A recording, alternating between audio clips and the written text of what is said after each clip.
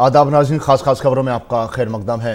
वज़ीर आज़म नरेंद्र मोदी ने गुजरात के गांधी नगर के तीसरे आलमी आलू कॉन्फ्रेंस से वीडियो कॉन्फ्रेंसिंग के जरिए खिताब किया।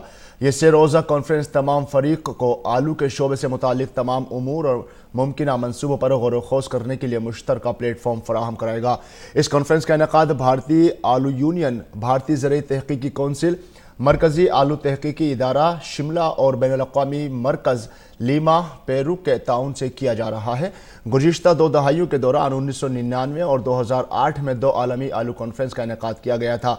वज़ीर आज़म नरेंद्र मोदी ने कहा कि 21वीं सदी में भी कोई भूखा और सूए तग़ज़िया का शिकार न रहे, इसकी जिम्मेदारी भी अदा करनी होगी। और वज़ीर आज़म नरेंद्र मोदी ने आज नई दिल्ली में एनसीसी कैडेटों की एक रैली में हिस्सा लिया। नेशनल कैडेट कोर की रैली में शिरकत के दौरान वज़ीर आज़म ने एनसीसी के गार्ड ऑफ ऑनर का मुआयना किया और उनकी परेड देखी। एनसीसी के कैडेट ने वज़ीर आज़म के सामने सकाफ़ती प्रोग्राम पेश करने के अलावा फ़न व मौसीक़ी और ज़रूरतमंदाना खेलों के शोबे में अपने हुनर का भी मुज़ाहिरा कर रहे हैं। दिल्ली के क्रियप्पा परेड ग्राउंड में मुनक्किद इस प्रोग्राम के दौरान वज़ीर आज़म मोदी ने नुमाया कारकर्दगी का मुज़ाहिरा करने वाले कैडेटों को अवार्ड भी अता किए। वो कैडेटों से खिताब भी करेंगे। और वज़ीर दिफा राजनाथ सिंह ने आज दिल्ली में भारत की पहली पड़ोसी पॉलिसी की 12वीं जनूब एशियाई कॉन्फ्रेंस का इफ्तिताह किया। इस मौके पर राजनाथ सिंह ने कहा कि सरहद पार से हो रही दहशतगर्दी से निपटने के लिए भारत पूरी तरह से तैयार है। वज़ीर दिफा ने कहा कि पाकिस्तान को दहशतगर्दी की पुश्तपनाही वाले ग्रुपों के खिलाफ सख्त इक़दाम करने चाहिए। और उत्तर प्रदेश की राजधानी लखनऊ में 5 से 9 फरवरी के दरमियान डिफेंस एक्सपो का इनेकाद किया जाएगा। वज़ीर आज़म मोदी डिफेंस एक्सपो का इफ्तिताह करेंगे। डिफेंस एक्सपो का मरकज़ मौजू भारत उभरता हुआ डिफेंस मैन्युफैक्चरिंग हब से है। इस नुमाइश का फोकस दिफाई शोबे के डिजिटल ट्रांसफॉर्मेशन पर होगा। इस नुमाइश में दिफाई शोबे में सरमायाकारी के मरकज़ की शक्ल में उभरते उत्तर प्रदेश को अहमियत के साथ दिखाया जाएगा। इसमें भारतीय दिफाई सनअत को अपनी सलाहियत दिखाने और बरामदात के इम्कानात में इजाफा करने का बेहतरीन मौका मिलेगा। उत्तर प्रदेश में दिफाई सनअत के लिए मजबूत इंफ्रास्ट्रक्चर मौजूद है।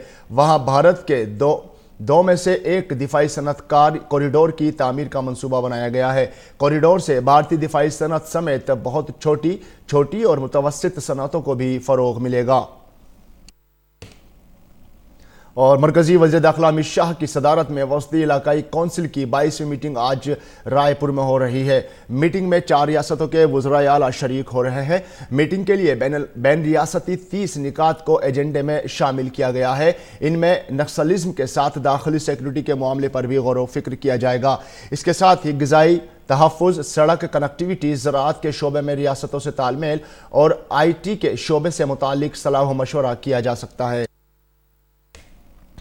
और चीन में कोरोना वायरस से मरने वालों की तादाद बढ़कर 106 हो गई है। इस वायरस से 3000 से ज़्यादा लोग मुतासिर हैं, जिनमें 41 मामले बैरून मुल्कों के हैं। इस दौरान चीन वाक़े भारतीय सिफारत खाने में एक और हॉटलाइन जारी की है और अब तक कुल 3 हॉटलाइन जारी की जा चुकी हैं।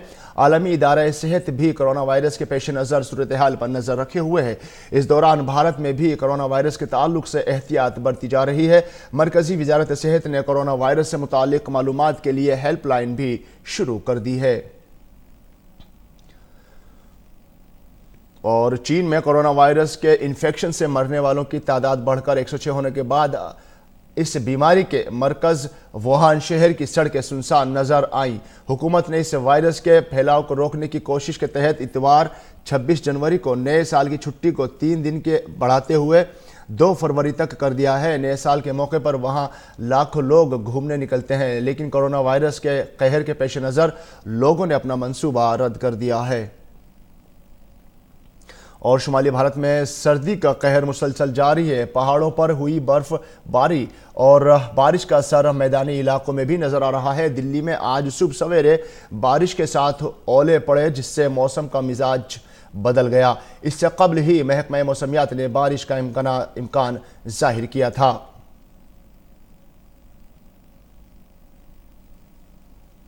और नाज़रीन, खास खबरों में फिलहाल इतना ही। हमारी पूरी टीम को दीजिए इजाज़त। आदाब।